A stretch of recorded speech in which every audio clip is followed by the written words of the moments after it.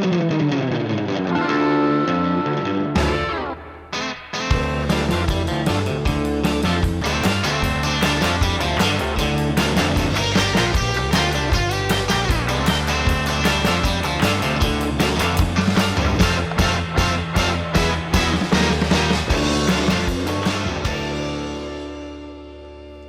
and welcome to Practical Spirituality here in the old city of Jerusalem at Aish Torah overlooking the Western Wall.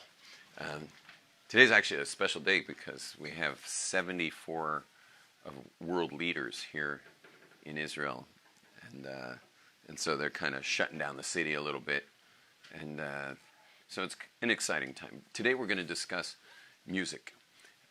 Music hits at a very interesting frequency compared to other things. That's one thing, and it has an impact on us that we will discuss.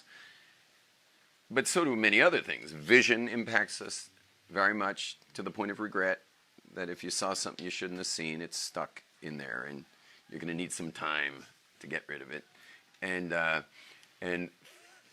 facts like horrible news stories, one of which I read yesterday was disastrous, and those stories, you know, they're stuck in there too. They also impact us.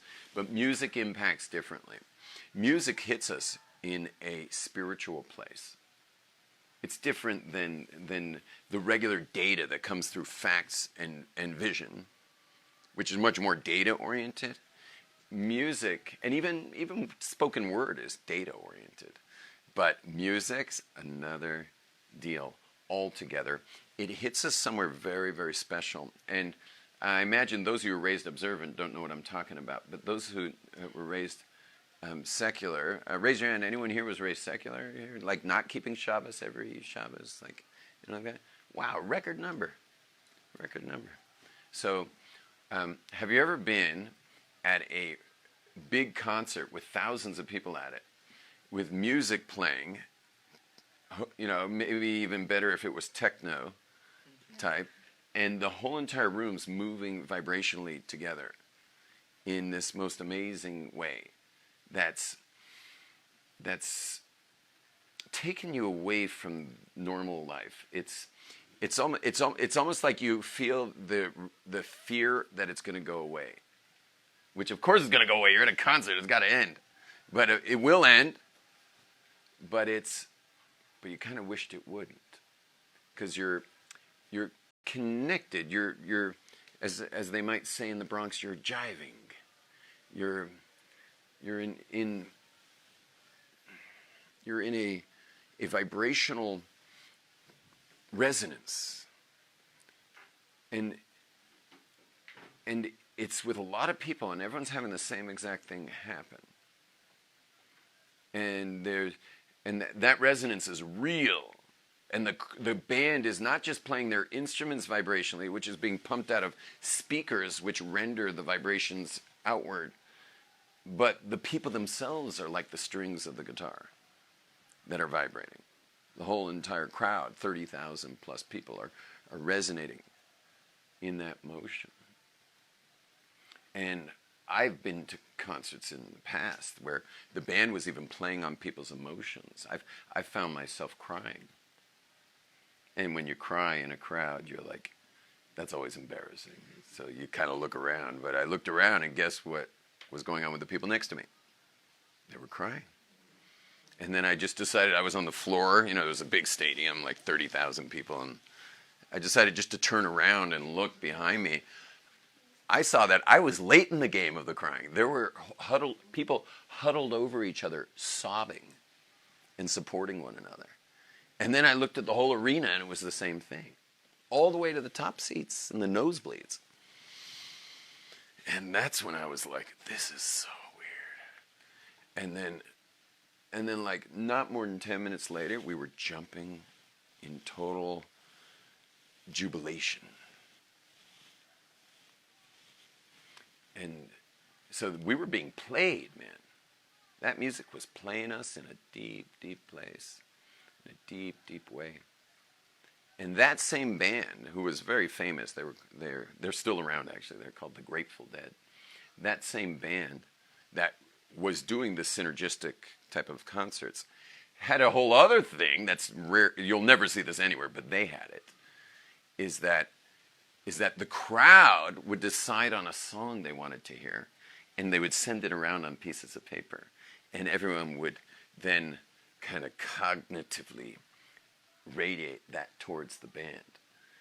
And the band was super easygoing about their set list, like to a fault, and sometimes would just get into a jam. And now it's just a jam for like 15 minutes of a jam. And the next thing you know, that jam morphs into the song that everyone picked in the crowd. And I'm telling you, the crowd goes bananas. They just go bananas. It's just, I don't know why, because they've been to a million shows and it happens every show. And I remember my first Dead show, when I heard them go bananas, I was like, I'm leaving. Like, this is just so weird. You know, like, nothing just happened, and the whole crowd just went, like, literally like they just won the Super Bowl. And so, like, this is just so strange. And I walked out, actually, during the second half of the intermission. I had a private meeting with the bass player, Phil Lesh, because of various connections my Uncle Jerry had. And but after that, I was like, okay, that's enough.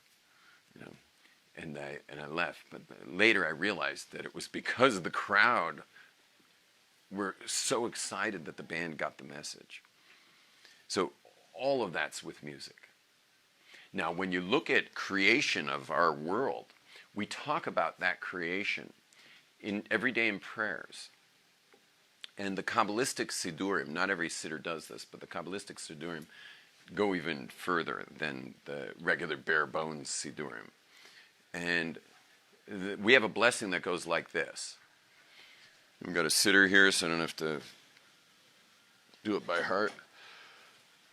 Oh, I woke up from such a deep sleep. Not good. You know, you're supposed to come up slowly, but my phone was going,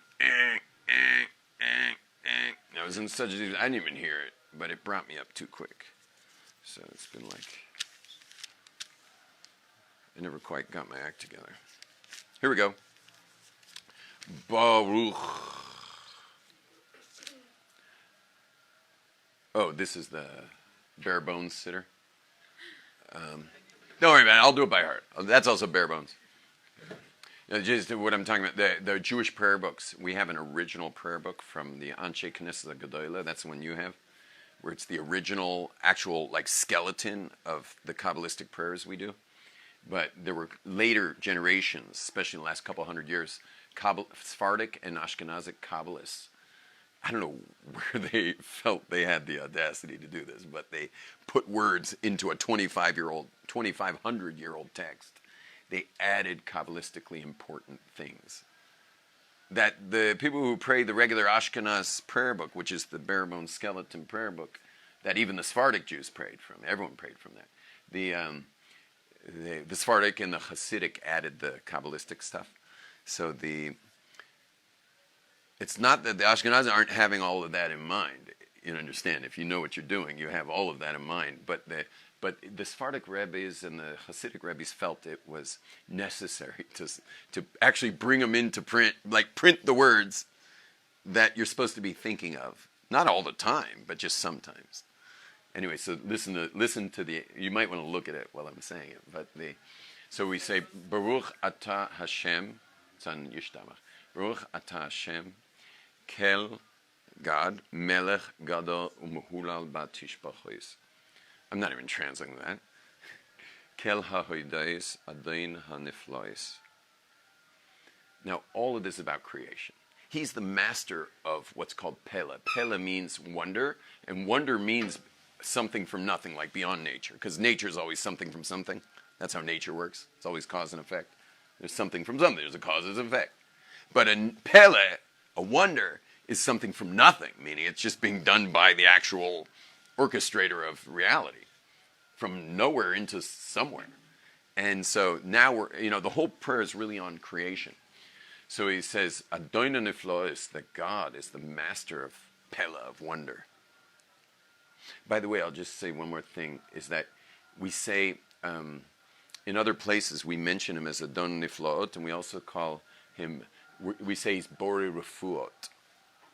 We also say he's Borei Refuot, which means he creates. Borei means something from nothing. Again, it's also a language of something from nothing.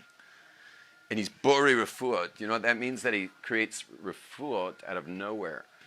It always comes after Kelaniflois, that he's the master of wonder, and then he's Borei Refuos. He creates Refuah.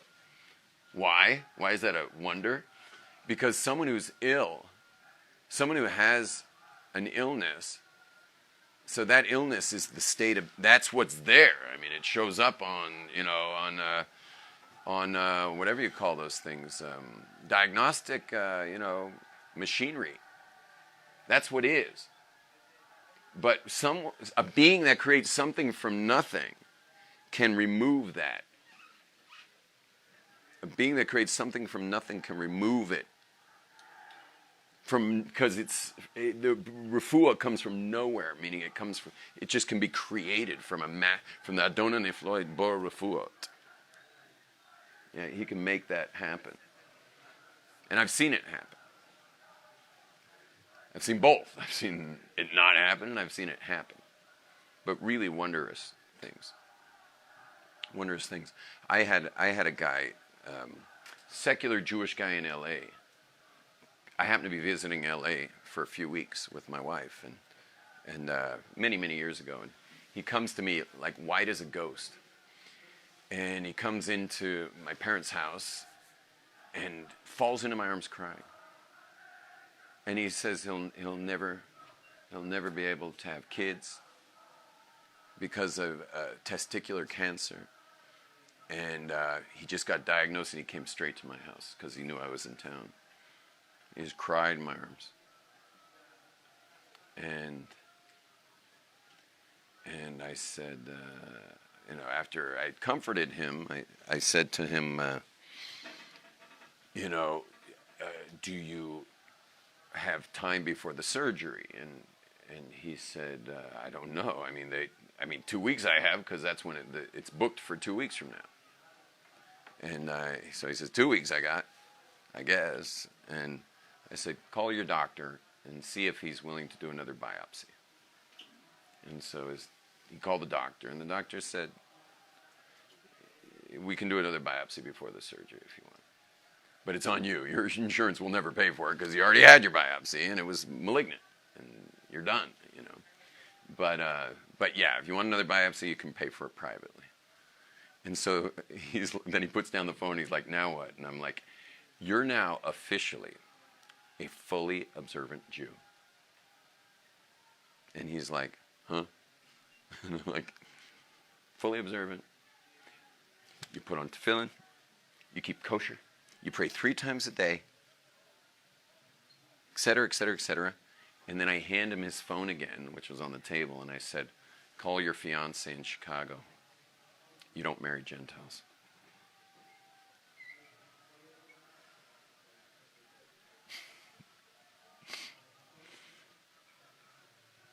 He called her, and he broke it off right in front of me.